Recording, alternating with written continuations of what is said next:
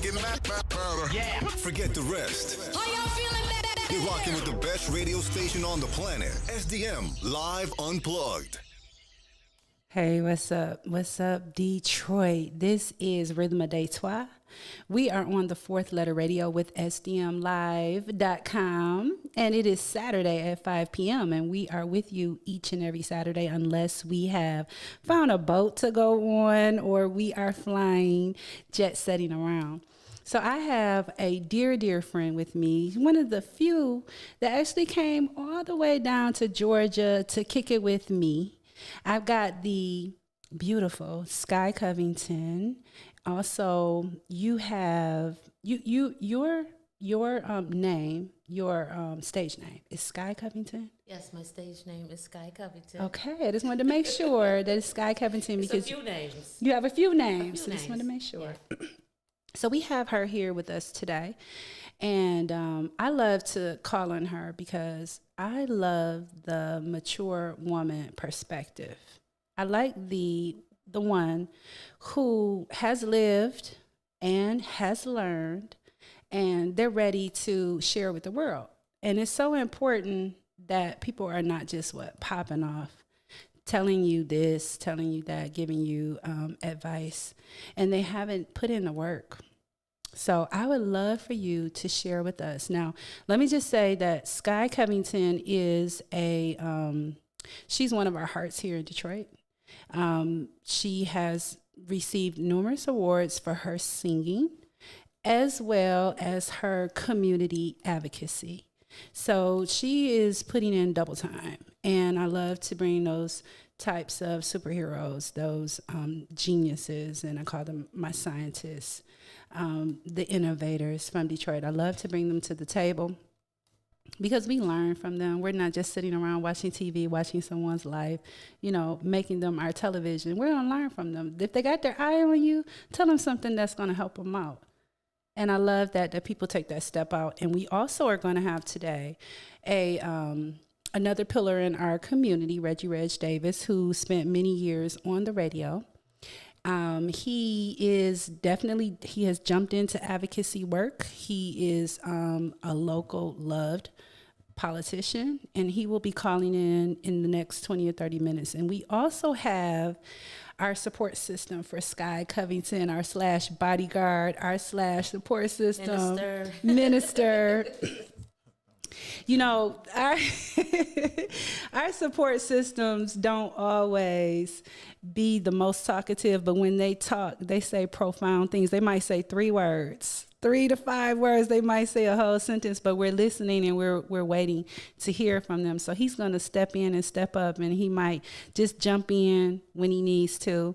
So we want to welcome both of you. And I've known you for such a long time. Yeah, it's been a long time. Yeah. Well, I just want to say I love the show. I love your energy, and I love that little moment that we had at your... He said, "Oh, and I love the moment." Oh, that sounds good. And I love the moment that we had Yes. in Georgia. I really appreciate that with all my luggage. And I got to tell you that story. I think I told you that story. Tell me the story. Okay, so I want to reintroduce my husband. Okay. Yeah, do that. Because I just want to say, I'm very grateful that he decided to sit here with us instead of getting in the car and kind of dropping me off. But when I say minister, I mean a minister of our home, the pastor of our home, a true, beautiful brother. I wouldn't even be here to say that I'm anything without Yah and without my husband, first and foremost. So I have to give all praises to Yah and all praises to my husband. And it is for us Saturday at 5. So we're celebrating our Sabbath, Shabbat Shalom, to our woke people. What was that? I heard a profound Shabbat one Shalom. word, and it happened. No, he said it was going to happen, and he did it. Yeah, Shabbat Shalom.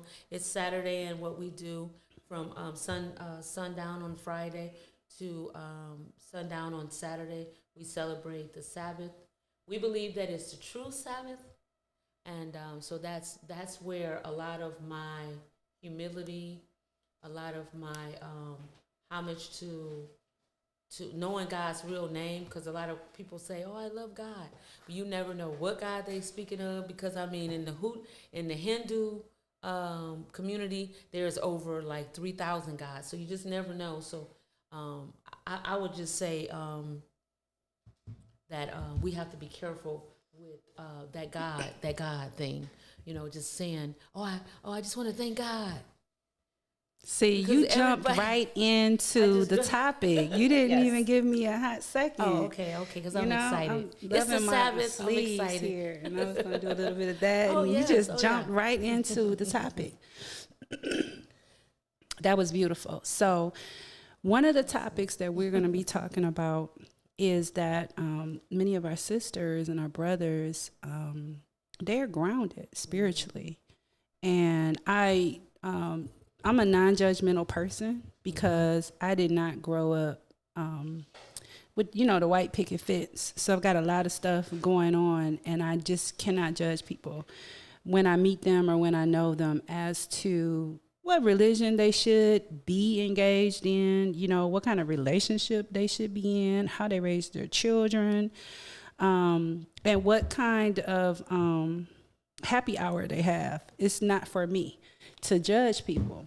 And so we're going to assume, we had started our conversation where we were going to assume that when you meet a very spiritually grounded person, that they're a Christian or sometimes they're a Muslim, but we were going to have you share with us what your practice is and how it has grounded you, and you kind of jumped in. You jumped in the middle, but if you could share with us just the name and a little bit more of the basics of it, and then kind of get into it. So act, as if we just don't know nothing, because we don't. and I can dig that. First of all, it's not a religion. Okay. At first, it's very humbling to even have to discuss it, because Sky Covington is a jazz singer, a musician.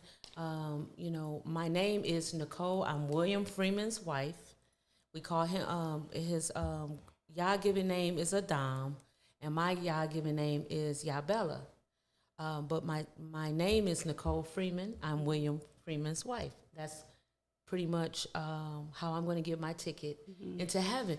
And so when you asked me to come on the show, we were going to talk about and discuss some things. So I thought this would be a great opportunity for me to tap into things that has been so controversial through the about the past 5 years, that are Black people.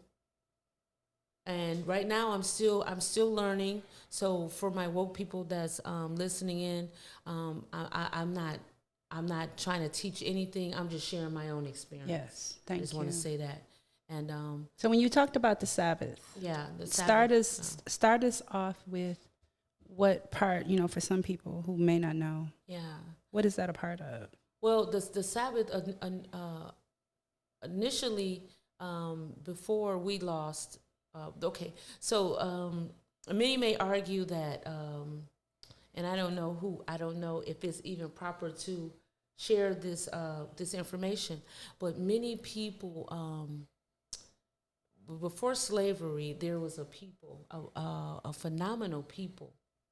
And I mean, when I say slavery, I mean there was I think five slaveries. There was the Greek slavery, the Roman slavery, the Arab slavery. 7. There was 7. So we was captured 7 times as Black folk. Mm. And then people ask themselves, and especially in the Bible, and people to this day, I even ask myself, I said, honey, were we meant to be slaves? Because it seemed like all through our history that we were slaves. So why were we slaves? Why do people try to hide the dark skin in our culture? Why do people try to remove the Black man out of the community? Why do people try to degrade the Black man? Still today, you find a Black man being broke. Exactly. And you find the man that if he can wear pink or purple in a way to blend in or to separate his manhood, then he can kind of go through society unhilted up until maybe it's 12 o'clock at night, and he's on a date, and then he has to answer the powers that be. And so this question I've been asking God, Yah for a long time. So when I'm able to put it to words, the best way I can say it is that the King James Version of the Bible, a lot of people think that was a gay Caucasian, and he was and he rearranged the Bible to fit or to fit his thing, and that's just a lot of things that's happened and that has occurred. Is we are coming into a truth. You see a lot of, like, for goodness sake, Bill Cosby was just exonerated, released for there's a lot of things. T.I. happening, DMX dying. It's a lot of like these strange occurrences that's happened. They just admitted that the UFOs are real. So this is all in line with what we believe to be the source of our energy. Is that the Israelites? It's the what holy. The Israelites it's the believe, holy. or It's the Holy Bible. Yeah, see, jumping in. Right. Let's go. Well, you just let me just let me just finish, because I know I'm beating around the bush. Let me just say this. Okay. So many of us have been reading the Bible. And we have been not reading the Bible. We have allowed our pastors to read the Bible for us. That's true. So when you say, who are the Israelites? It's quite interesting that people would ask that, because that would mean that if you have been in the church for 30, 40, 50 years, I'm 50. So that means that if I've been going to church and I don't know who the Israelites are in the Bible, well, the Israelites in the Bible are the whole source of what the Bible is about. It's about the Israelites. Yeah, the Bible is about these people that are royal people that God, Yah, some people call him Elohim, some people call him Yahweh, but that Yah said that these are my people, a product from Ibrahim, a product from Isaac and Jacob, right, beloved? Yes. And that that he decided that we were going to be his chosen people. He parted the Red Sea. Mm-hmm. He got us from Egypt. You know the story. I know the story. Now, nobody, well, not nobody, but few of us know that this story, this Bible that they took, they call it the New and the Old Testament. Right. Okay. But but in a book, it's either chapter by chapter or chapter by chapter. So we made that the old and the new. It's somebody's hand is up. Do you want to jump in? Can he jump in? Yes, okay. He has to jump in. But we're gonna let the minister jump in. Yes, sir. We're listening. Let's not give me the title minister. I don't. Well, see, he said he wants no minutes. He's no, good. Let's not give me the title. Yeah, minister the title. yet. Oh, okay. But I'm just saying, well, beloved, I'm saying the minister of our house. I understand. Okay. Good. Okay. I'm not worthy of that title yet. You guys are like the chipmunks on the cartoon. No, I love you. No, I love you more. No, that's I love you more. Let's just be careful. Let's just be careful, because he is so humble. He's more humble than I am. It's just we're never going to get to the topic. You're like, no, beloved, you're my beloved. No, you're my beloved. But that's righteous. That's righteous. That's righteous. Okay. I love it. But as far as the Sabbath goes, the Ten Commandments, the commandments tell you, but the seventh day is the Sabbath of the Lord. So that's why we celebrate the Sabbath on the seventh day. Because it's Lord's Day. It's the Lord's Day. It's a law. If you go from Sunday to Saturday, Sunday is the first day of the week. Mm-hmm. So we don't do Sunday. You don't do Sunday. You don't do Sunday. And Saturday is your day. Is that their day Yeah, of rest? so he's answering your question. I'm doing it in the The long woman way. route. That I'm saying that how do we get to that point? Because there was powers that be after losing a lot of wars and after being enslaved, that there was a powers that be that changed the order of things because they won. Yeah. So they could change and they can make everything look how they wanted it to look. Unfortunately, that means that changing the Sabbath day, which in the commandments is, it says that we must follow the Sabbath day. I think that's what is that, the fourth commandment, the Sabbath. Now, for those of us who are Americans, for many Americans, the majority of our Black Americans follow the Christian faith. Yes. We have a very nice large number who follow the Muslim faith, and then we have our Black Israelites, which I have seen a lot of information. Some of them reach out to me. I'm friends with them on social media, but there is some information that is being left out for us that just don't know, because of course they're not going to teach or share this information with you in public school about Black Israelites. Yeah, So, and even saying Black Israelites is like an oxymoron because the Israelites were Black. So you Okay. can't say, well, you know what I'm saying? It's like Yeah. saying Black twice, like for real. Interesting. It's like Okay. Black Israelites. So Yeah. it's like the Israelites were of a Black people. They were the beginning. They were the 12 tribes, the 12. A lot of people related, well, what I'm learning is a lot of people related to the signs, everything, the planets. I'm not even gonna get into the fact that I'm a flat earther. That's just gonna be. oh yeah, that's too much for me. You gotta bring I me wouldn't back be for able that. to handle that. I wouldn't be able to handle that, sister. Right. Okay. So, but I'm just saying, it all comes back to the 12 Israelites, and there was when my husband, and I apologize because I don't never want to make you feel uncomfortable. I am trying to rush you into your light, and I don't want to do that, especially in public. So I apologize for that. I'm just super excited. So let me just say something about your exchange. Okay. So one of my Facebook friends, his name is Eric Carter. He used to be a police officer here, and he moved to Texas with his wife. He posted, why don't women want to be submissive to their men? And a lot of the people were kind of coming in and putting in their 2 cents and, making their statements.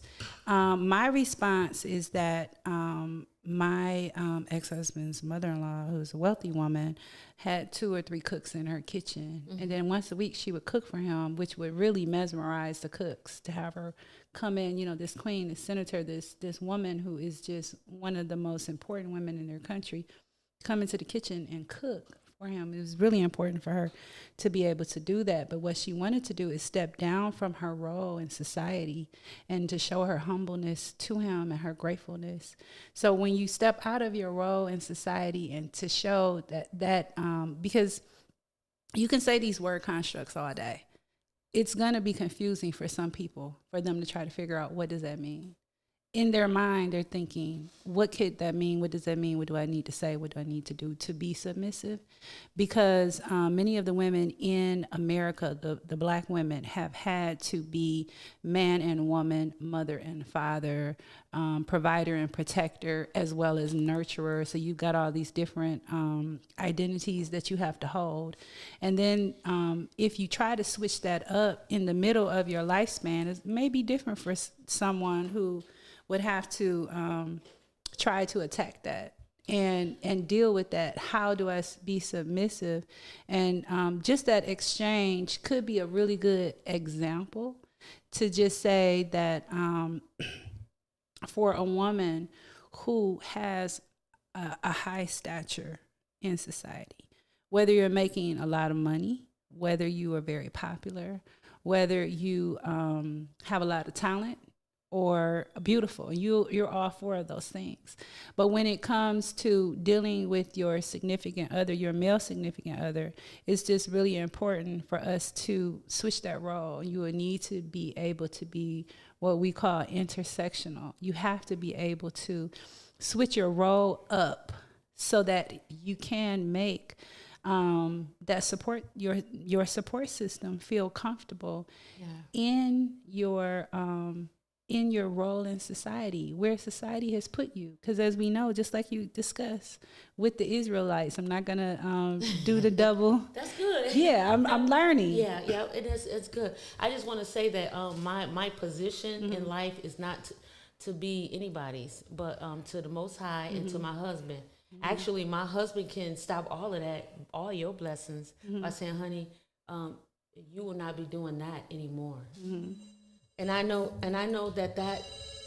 that would be even Monique, telling people about the bonnets. That you look in ghetto doing the bonnets, and there's a side of us. Okay, for example, my husband is good at wrapping things up. I'm good at expressing the whole story, the backstory before I answer the question. That's kind of right. Yeah, that's kind of right. But how did we get to that? Okay, we're gonna put you on. We're gonna have the phone call. He can't get in, so we have Reggie Reg Davis. Hey, Reggie Reg. Hey, Reggie Reg Davis. Hey, Reggie He's Reg. trying to call that phone number. Okay. So listen, this is what we're gonna do. We're having. Okay, so he's going to set you up. We're putting Reggie Reg Davis on our show, and he said that you can call in, give him about 3 to 4 minutes, and you can call right in, okay? Yes, that same number. Okay, thanks. Okay. He is on point. Everybody is on time today. I don't know how to act. No, and you know what? And this is, okay.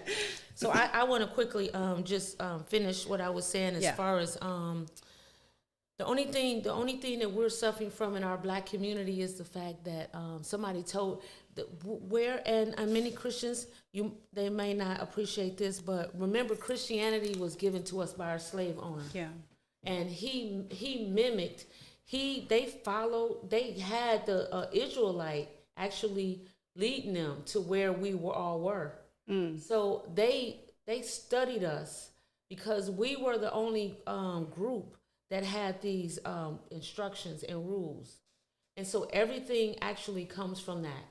The Quran speaks very diligently about the women being modest, men not eating pork and shellfish and all these things. So you have to remember there was an important book that was written, and that's why all of this war is going on, and that's why if we are speaking positive, you already heard about the two-lane. The only reason that didn't work is because we were doing it by ourselves. What's the two-lane? The two-lane the two-lane massacre. Am I saying it? In Oklahoma.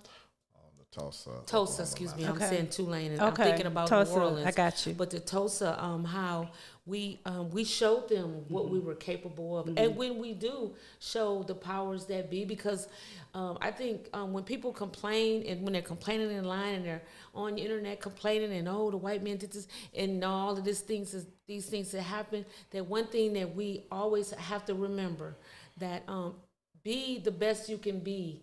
Be modest, be meek, be humble, be beautiful. Because every time we're confrontational, we're marching and we're doing all of these things. Here, we're doing it in front of we're doing it in the land of our oppressor. So for me, the Bible, I don't look at the Bible as this fairy tale book. And I don't look at the Bible as, we don't look at the Bible as, we look at it. We don't look at it as the old and the new, because there was almost 200 books that was lost. Oh yeah, I heard about that. And then in a lot of the I know that we're about to switch gears, but I just want to say too, a lot of the switching of the gears. And a lot of Christian churches say they don't even look at the Old Testament. I've heard that. My question They said is, leave it alone. But then that Yeah. we would jump right into our other topic that we're Yeah. going to talk about. Yes. Which is very prominent. He's Okay. he's not able to get through. So we're going to put Okay. him on the phone here. Okay, so So, Mr. Reggie Reg, I have got you on speaker. How are you doing? Hey, that call the right number? You were supposed to call that 844 number. Oh, let me call it. Okay, he's going to call the 844 number. Thank you. Okay. All right. So we're going to get into that because that was one of the ones that I've had people who have watched the show and they're like, yeah, they want to hear a little bit more about polygyny and polygamy, but I want to make sure that I'm bringing the right people on to talk about it. So after we talk to him for about 10 minutes, we're going to get into that because definitely in the Old Testament, the men were providing for more than one home. and even in the New Testament, Okay, so I'm going to have you point that out. I got all my scriptures. Okay. All right. So I just feel like this is wonderful to use technology. I think I got Reggie Reg Davis on the line. Are you there? Hey, Miss Tall. Hey. How you doing, Reggie Reg Davis? Everybody knows you here in Detroit as Reggie Reg Davis from the radio station, but you stepped on right out there with your community advocacy. And please tell us what position you're holding right now so we'll know how to address you properly. Well, I'm always your cousin Reggie Reg. That's right. I'm your brother. Your cousin. That's our cousin. Hey, I Reggie. lost. You got Sky Covington Hey, how you saying doing? hello. Okay. Hey, yeah. So I lost my baby brother, Vito Davis, to gun violence in 2001. Okay. He just graduated Denby High School, and he was on his way to Eastern Michigan University on a scholarship, athletic scholarship basketball. And one late night on the east side of Detroit, he was dropping his girlfriend off from watching a movie and pulled up in the driveway waiting for her to get in. And a couple of young guys came and asked me if he wanted to buy some weed and wasn't interested. And it's time for him to pull off, and he pulled the car in reverse. And as he threw it in drive to take off, a third assailant, these are all young men between the ages of 13 and 19, mind you. The third assailant pulled out a semi-automatic handgun with 17 rounds in it and emptied the gun towards my brother who was driving away. And 16 bullets missed him, but one bullet pierced his the left hind leg behind the knee, that major artery there. And my little brother began to bleed profusely, and he was on his way to trying to get to emergency at St. John's Hospital, and he didn't make it, crashed to a tree and died. So that story about my brother is something that has guided me on to getting in the community, rallying the community in an effort to talk about this the gun violence and how we need to put an end to senseless gun violence. So my whole movement, including my nonprofit Ceasefire Youth Initiative, that's what we do every day. And it just so happened I left radio, got into this government, elected office perspective, and I was a Wayne County Commissioner, I was a district manager, charter commissioner, and at the present time, I'm chief of staff for the Virgil Smith campaign for city council on the east side of Detroit. Awesome. So that's what I'm doing right now. But everything's in an effort to work with people and to get the message out about how we're trying to end this senseless gun violence in Detroit. It's amazing that you remember in detail that story about your brother in detail. Like, I'm wondering, do you relive those moments every time you have to tell that story? It's just amazing. Me getting into entertainment, having fun with hip hop back in the 90s, and then turning around working with homeless young people who no one else wanted to teach. And I used, my love for hip hop and for rap. And I realized that was the reason why I had that talent, was so that I could use it to work with young people who were getting kicked out of their high school and no other high school would want them.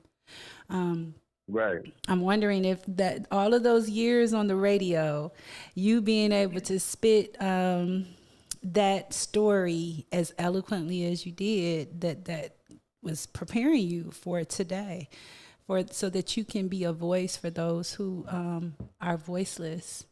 It's amazing. Oh yeah. Yeah, Miss Tall. So it's just like you understand. You had similar occurrences, and everybody has a story. And it just so happened that God put me. I call it. The name of my book that I wrote, never published years ago. It's called "Blessed by the Mic." And in that book, I talk about how God put me in front of a microphone, and my job was to teach people who He was, and to in a sense deliver people to God. And He put me in the world of secular music. When I'm doing secular music, I'm at the clubs. I'm at Club Network for jeans and Moet and $2 Tuesdays at the River Rock, and people there to see Reggie Reg, their cousin, the guy on the radio who's giving out, looking for somebody to go sit with him in the Jack Nicklaus Spike Lee seats at the Palace of Auburn Hills in 2004 when the Pistons were doing their thing, so they could share the story of how they sat next to me and literally reached their arm out and touched the back of Michael Jordan's jersey. Right. So that kind of thing was a great thing, but so God put me in a spot that was one would say, wow, this is an amazing job you're giving me to go into the secular world to find people. I'm there at the club, and the young lady comes into the club and she wants to meet me. She walks up to me or whatever, and with a drink in her hand, and ready to discover this Reggie Reg. And the first thing I say in my mouth is, after hello is what's your relationship like with God, and that kind of thing, touches people, you know what I mean? And then for God to take my brother home at such a young age, that was opened my eyes and then enlightened me, to, like you say, doing this entertainment stuff, and we're having fun at the same time and just doing our job. And then I get a call. My sister tells me to meet her at a certain address, and I'm asking her, what are you talking about? Where we'll meet you where? And she said, brother, meet me at da-da-da-da. And I meet her at the address, and I pull up at the city morgue over off I-75 near Warren, and I walk in there. I'm like, what are we doing here? And she tells me to come inside, and we go in this room, and they turn a video, a monitor on, and I'm sitting there looking at my little brother like he's asleep, looks like he's asleep. And he's not asleep. He has passed on because 5 young boys between the ages of 13 and 19 decided that, they didn't have the things he had. My brother had a father and an older brother to steer him in the right direction. They did not. Whose fault is that? But they did not. And they decided to rob my brother and ultimately took his life. I'm thankful that I was, as the book says, blessed by the mic. So I got on the microphone, and I went over to my friend Carmen Harlan, Channel 4 at that time, and another gentleman at Channel 7, the brother with the big mustache. Can't recall his name right now, but I gave him a call, and they allowed me. Hugh Perkins. No. Okay. No, Hugh Perkins on Fox 2. Okay. No, he's not here anymore. He was here years ago. Mm-hmm. And they invited me to come on the show, and I literally told in Detroit, all Detroiters who I refer to as my cousin, I said, okay, I entertain you on the radio, entertain you and inform you. Now I need your help. Go and tell me who murdered my little brother. Wow. And no longer than, I'd say about not even 20 hours later, the Detroit police found 5 young men, like I said, between the ages of 13 and 19. They were kids who were responsible for my brother's assassination. The gun owner, the young man who shot the gun, and the other accomplices. 2 of them got a life sentence. The others cop pleas, got 17 years, 12 years, and stuff like that. But it didn't bring my brother back. But from doing that, I was able to reach a lot of people because when they saw, the way that I was able to find out who murdered my brother, I began to receive tons of calls at the radio station, and people wanted to know who, if we could find out who murdered their loved one. So we turned that into a television program and all kind of things to try to help people. So again, my whole mission was to help people, and that's what it is. It started with my brother, being blessed by the mic. I was able to find out, like I said, who murdered my brother. Now, I heard you say that is a book that you haven't published yet. So what's going on with that? Why haven't you published that? That sounds like that's on your bucket list. I know, I wrote the book, but I'm not a book writer, and I don't.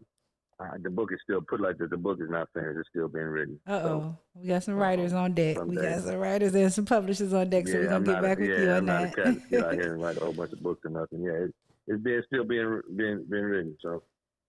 Well, I love my show because I happen to know all of the best people in Detroit, and I have history with them. I've known them for years. They've been solid.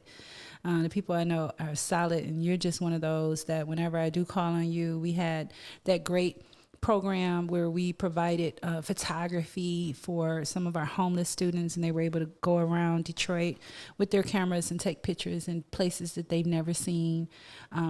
They've never been off their block, and he was a really big supporter of that. Tell us what is in store for Reggie Reg, our cousin. What's going on now, and how can we help? We've heard this story. It's profound. It's touching, and we need to take action. When we are stirred, we should take action. So tell us how we can help you. Yeah, Ms. Tall. So I have a nonprofit called Ceasefire Youth Initiative. Since COVID, we've been remodeling the site at ceasefiremichigan.org. Ceasefire Youth Initiative, our motto is we mentor school-age boys, junior high and high school, with programs around conflict resolution. You know, you shoot your friend because he stepped on your shoe. No. Right. We talk about how we want to try, and then me getting into government, I try to tie those two things together. I came up with what we refer to as the bullet bill resolution when I was Wayne County Commissioner. The bullet bill talks a lot about many things that the state of California has been forward with, and we need to follow California because they're doing a lot of things, pushing bills and laws together to talk about how we can put taxation on ammunition, on bullets, and take the money that we get from that and to help families bury loved ones who can't afford to do so, and just to have a better relationship with the NRA and putting together programs to possibly go into schools in the state of Michigan and make it a part of the curriculum where students at a very, very young age, I'm talking first grade, kindergarten, are starting to learn about a gun. It's the law of the land. The Second Amendment to the Constitution has the right to bear arms. So from there, we need to begin to teach the young people what a gun is, the history of it. How do you take it apart? How do you put it back together? How do you use it? What do you use it for? You don't use a gun to settle your problems with, arguments with your friends. A gun is to protect you and your family. And we start teaching at a young age, and we'll start to see, young folk being able to use a gun for what it's worth. We don't talk about getting rid of guns. I think we should have a lot of guns, but it's all about putting guns in the hands of responsible people. So when guns are in the hands of irresponsible folk, those who have mental illnesses or those who just don't know what a gun is and why they should have one, then they shouldn't have a gun. So Ceasefire Youth Initiative is, again, the nonprofit that I work with, and a lot of men around Detroit, from former gang members, celebrity athletes from Detroit, like Larry Foote and Jerome Bettis and other people. We have law enforcement, Nation of Islam, rap artists, local, national level, different people that are men that are helping these boys in these schools that don't have fathers or father figures. We try to take care of that for them and accept that thing that's missing, and that is the father or father figure. Because God definitely picked the right one with the voice. Okay, you are you got that voice, and yes, he picked the right one to get the word out, and he definitely knew exactly who would be a great leader to do this. Do you have? I appreciate that, Ms. Tong. Absolutely. Do you have some programs, some fundraisers? Where can we see you this year? 2021 is just about over. We're in July now. It's July 1st, but. Yeah, how can we support? We want to support with our money. I think I most recently did go to a really nice fundraiser. I think that was at Beans and Cornbread last year or the year before. So what do you have going on? We have more fundraising and things to come. COVID kind of just shook everything up for everybody, including us. So we're just trying to get things back together, and we're trying to get ready for when school semester starts again, and the students are going back to school, because our motto is in the schools. So if we want this in our schools, can we go to what is the website? Ceasefire. Yeah, the website is ceasefiremichigan.org. Okay, good. Ceasefiremichigan.org. Ceasefiremichigan.org. And so if you have young people and you're specifically working with males, if you'd like to have ceasefiremichigan.org come into your school, then they can get on there, and there is a contact form where they can find you, and they need to bring that over. Yes. Absolutely. That's the way okay, to do that. Excellent. Thank you so much. Well, we have Reggie Reg Davis.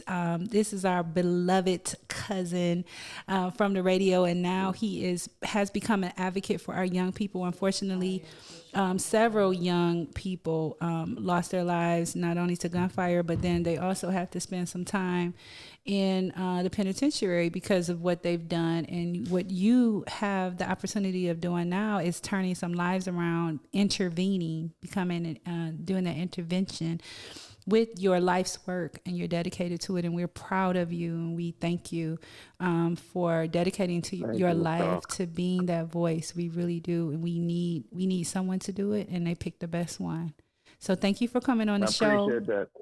Yes, thank you for coming on the show, Reggie Reg Davis. Okay. I see now I've been putting powerhouses on my show, but what I'm gonna have to do is give each of y'all a whole hour. I'm not gonna be able to split it up like I used to, because it's like. Job. I just want to say good job to you. We hope that we could bond together for Hug Detroit Day, and whatever you're doing on August 22nd, we can kind of post that and make that something for Hug Detroit Day. She has let's link up. She got an offer for you. August 22nd. Put that on your calendar. That would be great. And, let's do it. Okay. August 22nd. She's got Hug Detroit. That's a big pocket.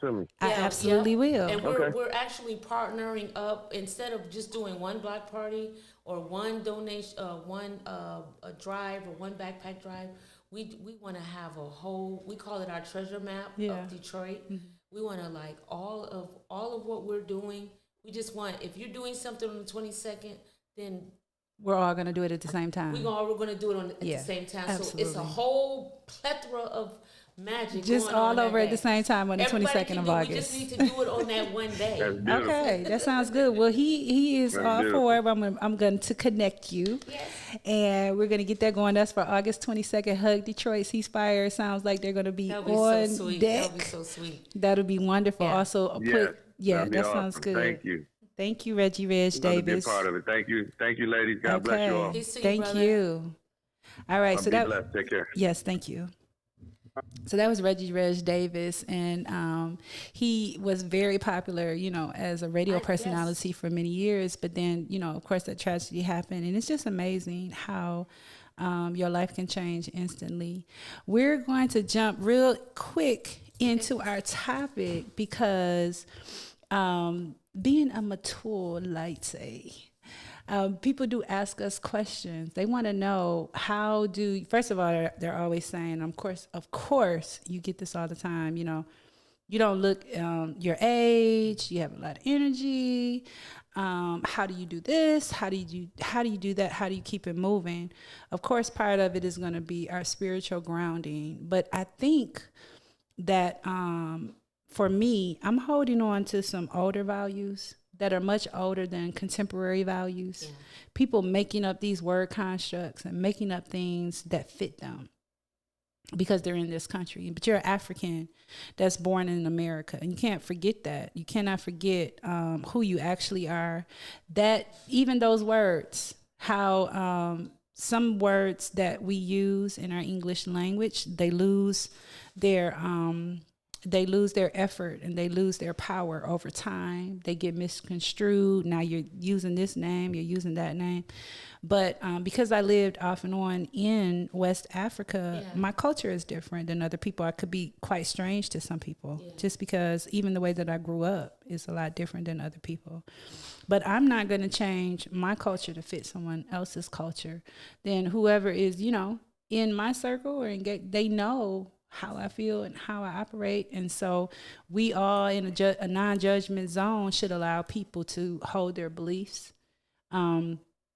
I wanted to get from you, because we talked, we were actually performing, I think it was at NEP, and you had made a comment about, I'm trying to remember the comment, but you were talking about building and how if there was another woman in your husband's life and it added to, you were walking away from the stage and you were like, listen to the audience, listen up. And I'm gonna tell you, one of the places that a lot of us go to dance and congregate, there was a couple of fights between the young ladies. And of course, what are they fighting over? The men. They're physically they're fighting. Yeah. And one of the reasons why I push my views about polygyny and polygamy and having compassion for the other women is because many of them choose violence. Yeah. Well, I have to be honest. I lived 18 years of being a lesbian. Did you? Yeah, 18 years. So my whole construct of how I perceive things is different. And I was not a lesbian. I did it out of hurt. Pull you all the way up here like that. Yeah, I was not a lesbian, so I did it out of hurt. So that's why I'm so I'm not going against any grain. Speaking my truth, that was my blessing, because when I prayed it out of me, and I definitely prayed it out of me, that I could look at women as not a threat, but I would see the beauty. And you think that before you saw women as a threat, and so you felt as though that you needed to bond with them intimately, or why were you? I didn't see me being in the life had nothing to do with what I'm saying, but I'm just saying I believe that me seeing women different as not a threat helped me, because I out of a rape.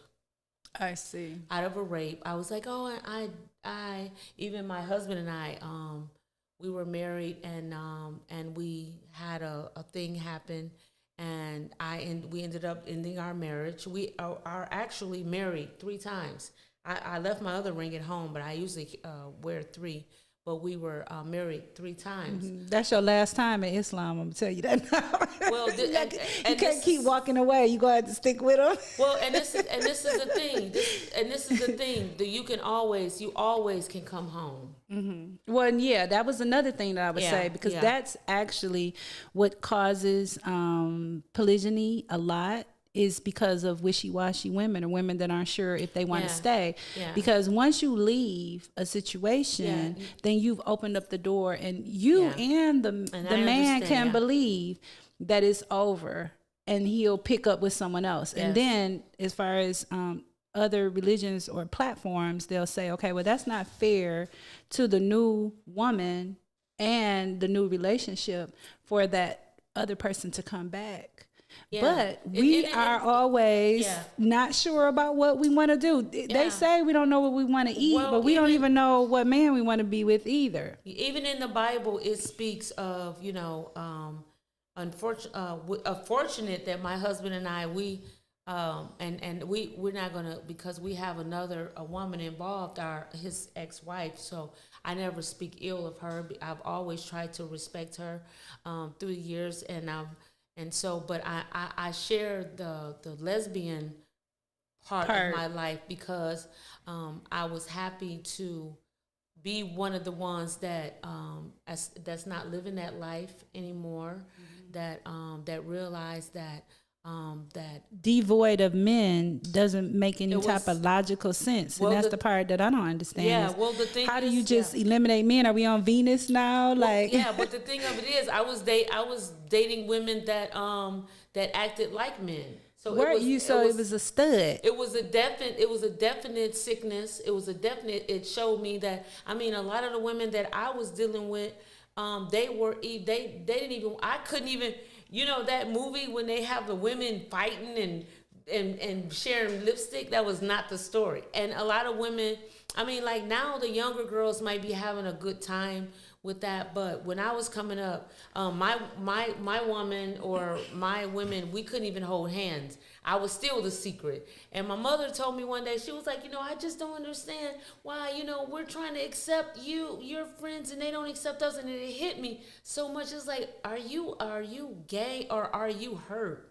I had to really be honest with myself. And I thank God. And I tell you this, I tell you how I set it up. I was like, God, I want to be with a black man. I want to be led. I want to be submissive. I want to be a good wife. I want to be everything. And I tell you, when I tried to get out of the gay life, they met me with machetes. They chose violence. They did not want me to get out of that life. They chose like, violence. They was like, you ain't going nowhere. You know, come the movie here. when the guy trying to get to the girl at the train station. That was me trying to get to anything. It was like, but let me say this. I was talking to a friend of mine about that because we were trying to figure out, just in defense of the LGBTQ community, you know, not all people are going to say that, that it is something that's abominable, because they could be in the middle of where you were, and that's their truth right now, and then we want to be able to support them. Right. What I'm saying, I have gay people in my life, and I always make it very clear that they are, to me, there are some people that is gay, and that's what they are, that's how they are, and that's how they live in. Right. I don't have anything to do with that. Yeah. I'm talking about women that's been raped, that's been molested, that's been hurt, that I've met a bunch of them in my own bed.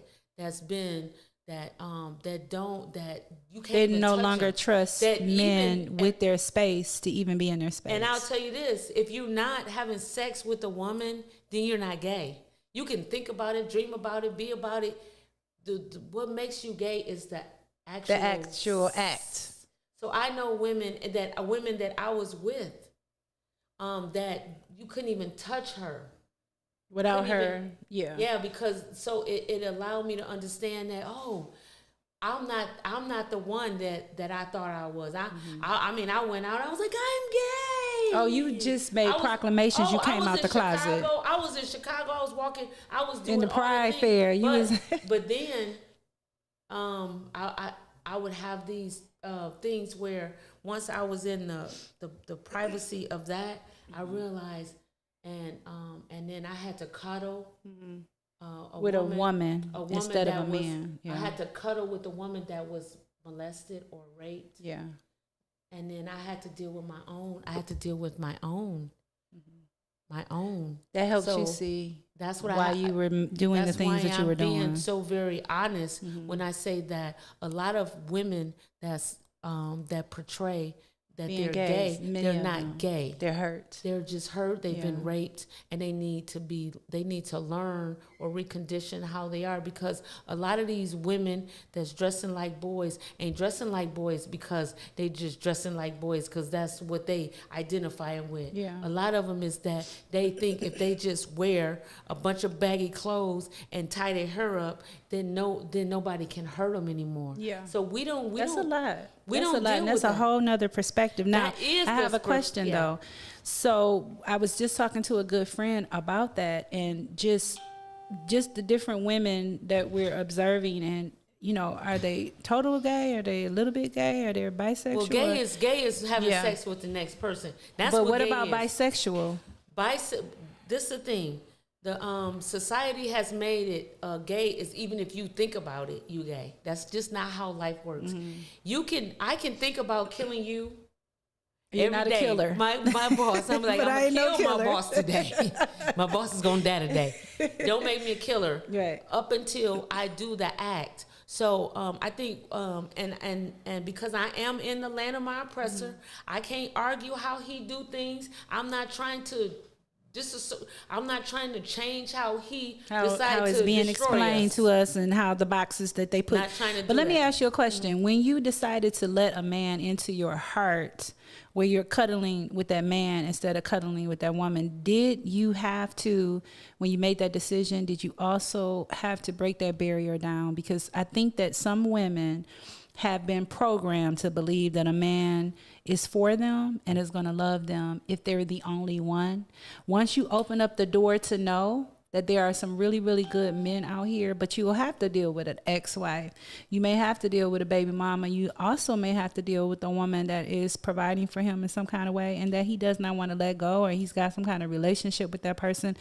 Once you get to that point, then it would be easier for you to open up to a man for that space and in a safe place, because we'll choose violence and we'll choose the unsafe places because that person, that man is available.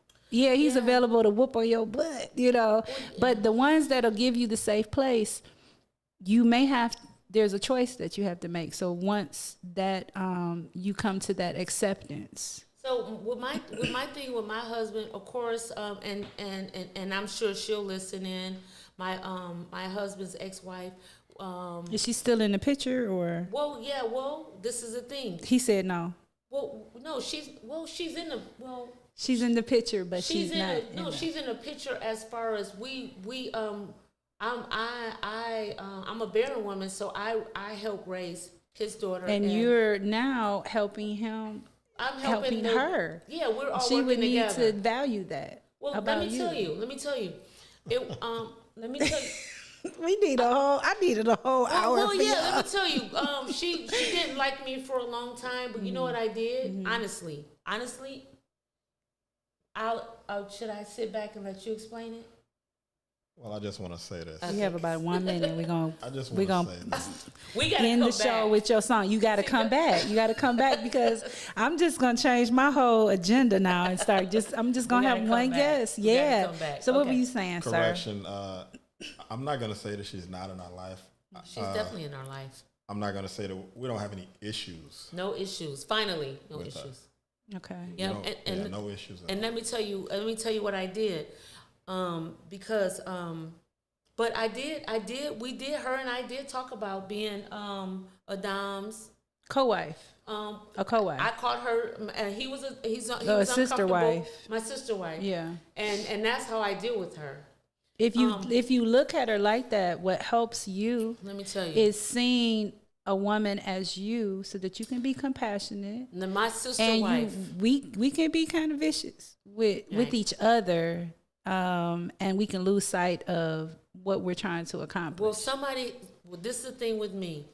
I knew that I have to be good to her because I don't have children, and she's letting me.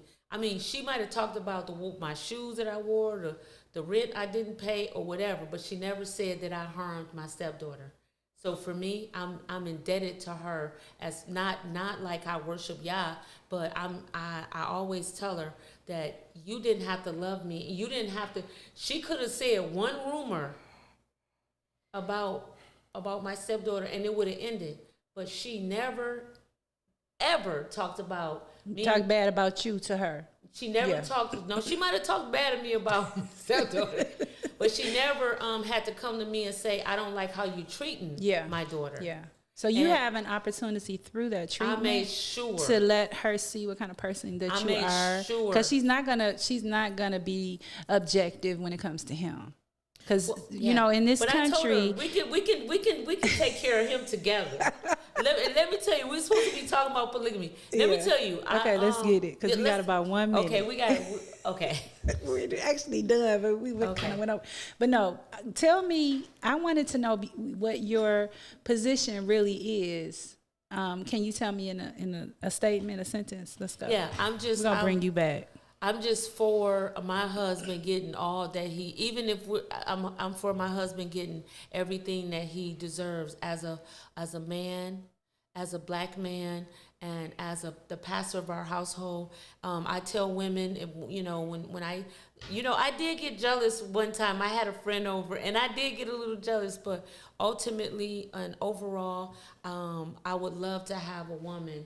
And my husband said he doesn't want to have children anymore, but I would love to have not a young woman, younger, but a woman who of childbearing that can years bear, that and can I would bear a love baby to for you. bear his children and help. That's very continue to mature. raise, yeah. It's Excuse me, let me say something. He jumping in because you done gave him a wife and a baby, and he has to pay for. He has to take care of. You got that money, don't you, Doug? We've been over this. Okay. Because it's her pushing you to do that. Because, she's looking at that. She understands how that betters her life. Most women don't understand it. She's asked me about getting another wife. Okay. She asked me if I wanted one. Mm-hmm. She's decided that it's fine. Okay. But. And what did you say? I don't want anything to come in between us. I got it. You know and you're I'm thinking that maybe somewhere in there it might be good at first, bumpy road, but then something can happen that could. This is a great woman. I do treat him. Y'all gonna do the chipmunk thing again? Let me hear it. Let me hear it. I do treat him real good. She is a great woman, a great partner. I don't want any waves at all. You just don't want to lose that. If he ever had to, and if it means that it was little something, this is my bird in the hand. I don't need two in the bush. Okay, you know what I'm saying? But then that is your responsibility too, and that's what I love. Yeah. This is the exact example, and we're going to close out when I say that you should give your man permission to do whatever it is that he wants to do, because then he's going to do what he wants to do. Well, and what he's saying is that even if you were to say, if this was to make you happy, or if there was someone in your life that you needed to keep, or you had, a situationship or whatever, it's whatever is going to make you happy. Now he has to sit down, because, we do things in the heat of the moment. But now he has to sit down. He has to literally ask himself, is this something that I want? Because there are no boundaries. There are no barriers. And now if you tell me I can eat whatever I want, and I got the Big Mac and I got the steak, then I'm going to choose what's best for me. And it's not going to be something that I'm doing it out of spite. I'm doing it because you said I couldn't. You putting too much pressure. You know what I'm saying? You blowing up my phone, whatever. There's no reaction. There isn't anything where it's a rebound. It's none of that. It's like, what's best for me, and I don't have to jeopardize this relationship. This person here is in my corner. They're being loyal to me no matter what happens. I'm just going to watch, because you're going to have to pay for that, whatever you do. And it's not going to be me. It's going to be you. And when you help them see that, then they're going to make those decisions. You just got to be woman enough. You got to put your big panties on, and you have to be woman enough, because that's not your slave. We're no longer slave owners. I'm saying the man. I'm talking to the black woman. We're no longer slave owners, and we do not own our man. No, and we never owned our man. And I'm trying to, because I know it's time to go. See, this is why I had you on the show, because it's time to go. But this is what we're going to do. I have the fabulous Sky Covington, and if we could just... Thank you, guys. Yes. If we can just close out the show with her song. I want to thank both of you for coming on the show. This is The Fourth Letter Radio on SDM Live. We can close it out with her wonderful singing. You will be seeing her. She's all around the city, y'all, with Hug Detroit. She's everywhere. Come to Woodbridge tomorrow. We're going to do Woodbridge tomorrow. We're not celebrating the 4th of July, but we will be at Woodbridge from 7 to 11, doing some good music. If you guys want to come out on the 4th, but we're not doing 4th of July, but we are. Tomorrow is Friday, July 2nd, right? Well, tomorrow. You said tomorrow? Going on, Sunday. Sunday. Okay, Sunday at Woodbridge. Yep, you will be able to see Sky Covington. So we're going to close out with one of her fabulous songs. That is Sky Covington with Hug Detroit. This is Rhythm of Day Twi with the Fourth Letter Radio. This is SDMLive.com. Excellent. Can't you see?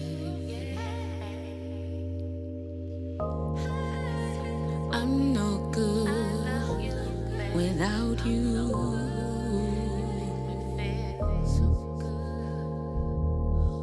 Can you feel? Can you feel me? Can you feel my heart, my soul, my love?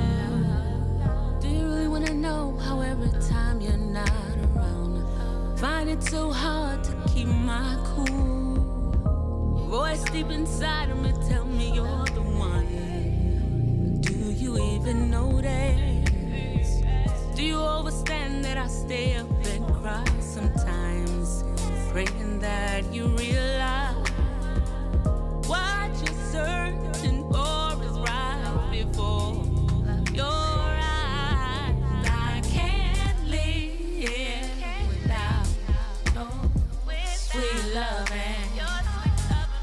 I can't love without you. I can't breathe 'cause you got me spinning. So won't you love me like a real man is supposed to? What is the meaning of the promises you won't keep? What is the meaning of being my king? What can I do to save you from losing me? What type of woman do you take me for when you know I deserve more? Do you really mean it? When you say that you love me, oh, love me, oh, love me.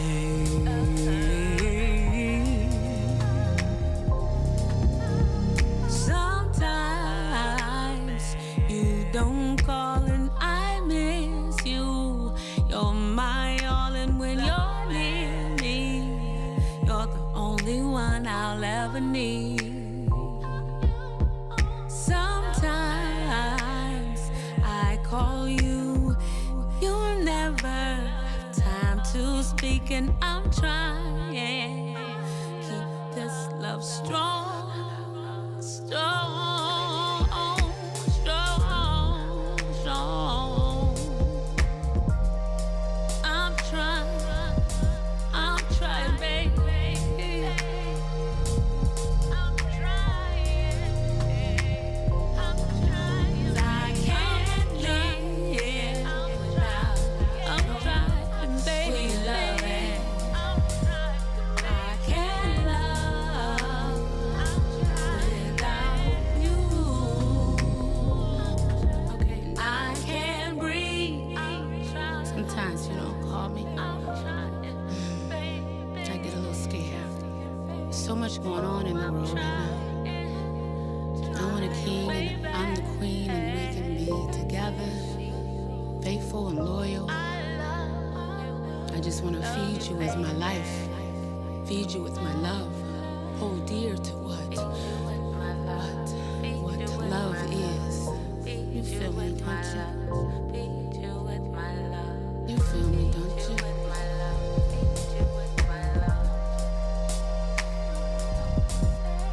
You feel me, don't you? Don't you feel me? Oh, oh, oh, oh, oh, oh, oh, you feel me, don't you? You feel me, don't you? Feel me, oh, oh, baby, yeah. You feel me, don't you? Feel me, oh, feel me, oh, feel me, feel me. Sometimes you don't call and I miss you. You're my all, and when you're near me, you're the only one I'll ever need. Sometimes I miss you. Sometimes you miss me too, and I miss you.